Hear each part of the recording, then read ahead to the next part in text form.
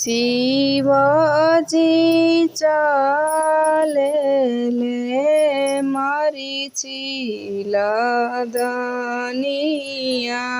हो।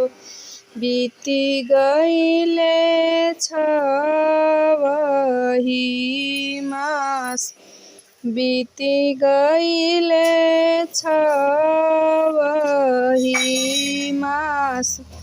आई आई शिवजी बैठी मोरे आंगना हो। कहीं शिवजी गौरा कुशलाती, कहीं शिवजी गौरा कुशलाती। गौरा के मुआले बरिस दिन बीतेला, हमके निकलले 6 मास, हमके निकलले 6 मास। भौरी से कहता ससुर जरेला चुटकिया हो। ई दुख सहलो न जाय, ई दुख सहलो न जाय। काहे के ये शिवजी भौरी जैसे केनी, काहे के जोगिया फकीर, काहे के जोगिया फकीर।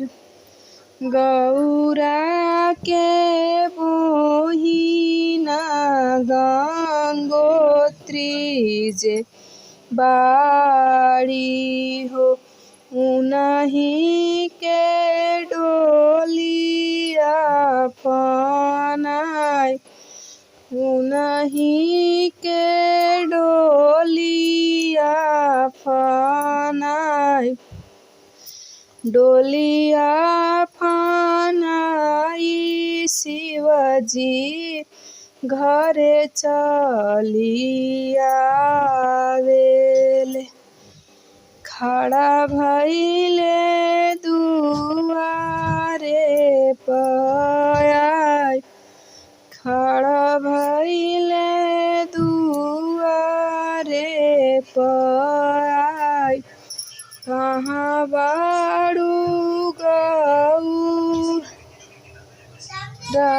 हो, सुना मोर बचनिया हो। परिछ सवती बहुआर, परिछ सवती बहुआर। घुंघुटा उठाई जब चिता में गौरा देई, इतहई बहिना हमार, इतहई बहिना हमार।